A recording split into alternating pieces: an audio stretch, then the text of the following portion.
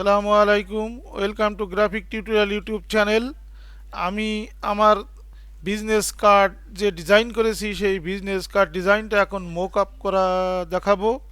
কিভাবে মোক আপ করে এটা প্রেজেন্টেশন করতে হয়। আসলে মোক আপ হলো প্রেজেন্টেশন বা ভালো দেখানোর জন্য। তা আমি প্রথমে আমার পিএসডি ফাইল বা মোক আপ ফাইলটা অন করব। মোক আপ ফাইল অন করার জন্য আমি মোক আপ ফাইলে যাব। আমি এই মোকআপে করতে চাচ্ছি, তো আমার এই পিএইচডি ফাইলটা অন করা লাগবে। পিএইচডি ফাইলটা আমি অন করলাম।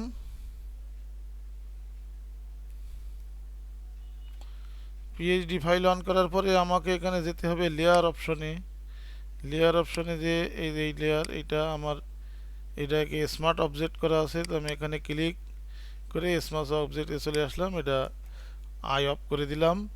দেওয়ার পরে আমার এই প্রথম পেজ যেটা আমি এইটা ওখানে দিব। এইটা দিব ওখানে। তো এখানে আমি আমার সিলেক্ট করে এই যে স্মার্ট অবজেক্ট নিয়ে আসবো, মানে এটাকে অল্টার চেপে আমি বড় করব। অল্টার চেপে বড় করে এর সঙ্গে মিলাই দিব। দিয়ে আমার যেটা কাজ করে এই সে টিক মার্কটা উঠাইতে হবে। টিক মার্কটা উঠাই দিয়ে দিলাম। এখন এখানে লাইব্রেরিতে গেল, আমার লাইব্রেরিতে না, আমার এখানে যেতে হবে। আমি এটা কিন্তু ডিলেটও দিয়ে দিতে পারতাম, ডিলেটও দিয়ে দিতে পারি, তাহলে আমার এটাই থাকলো। আমাকে এটা কি করতে হবে, সেভ করতে হবে। আমাকে এটা সেভ করতে হবে। তো সেভ আছে যে আমি এখন এই মোকআপ ফাইল সেভ করছি। তা আমি এখানে যে মোকআপ ফাইল সেভ করব, আমি এখানে পিএসডি ফাইলকে জেপিজি আকারে সেভ করব। জেপিজি আকারে সেভ করব। তো আমি এখানে দিয়েছিলাম আমার হচ্ছে 20 ডিজাইন, আগে 20 দিয়েছি। তা আমি এই বিশের 201 দিয়ে 2001 দিয়ে দিলাম। 2001 নামে এটা সেভ করলাম। সরি, এটা সেভ না, এটাকে আমাকে কি করতে হবে, কন্ট্রোল এস দিয়ে সেভ করতে হবে। কন্ট্রোল এস দিয়ে সেভ করলে আমার এইটা মোকআপের মধ্যে ঢুকে যাবে। এরপরে আমার আবার লেয়ার অপশনে যে আমার এখন দ্বিতীয় স্মার্ট অবজেক্টে যাইতে হবে। এই দ্বিতীয় স্মার্ট অবজেক্ট হচ্ছে এইটা। তো আমার এইটাতে আমি ডাবল ক্লিক করব। ডাবল ক্লিক করার পরে এটাকে চোখ অফ করে দিব, অথবা এটা টোটাল ডিলিট করে দিব না।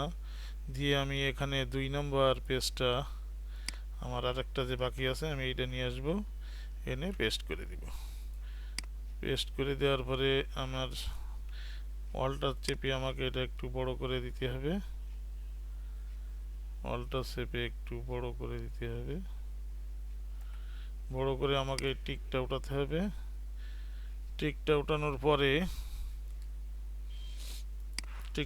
পরে এটাকে আমাকে সেভ করে দিতে হবে। সেভ করে দিলে আমি যে কাজটা করতে পারবো, আমি এটাকে আমার নিচেরটা সিলেক্ট করে আমি ডিলিট করে দিতে পারবো।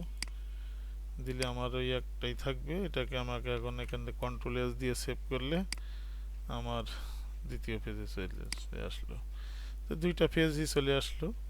দুইটা পেজ চলে আসার পরে আমাকে এখন এটা কি করতে হবে, প্রেজেন্টেশন উপস্থাপনের জন্য এটা সেভ করতে হবে। আমি এটা জেপিজি ফাইল আকারে দিব, এবং আমি যেখানে আগে রাখছিলাম ফাইলটা, এখন যেও ঠিক সেখানে রাখবো। আমি এই হোমওয়ার্কের মধ্যে রাখছিলাম, আগে 20 নম্বর দিয়ে 20 নম্বর দিয়ে সেভ করব।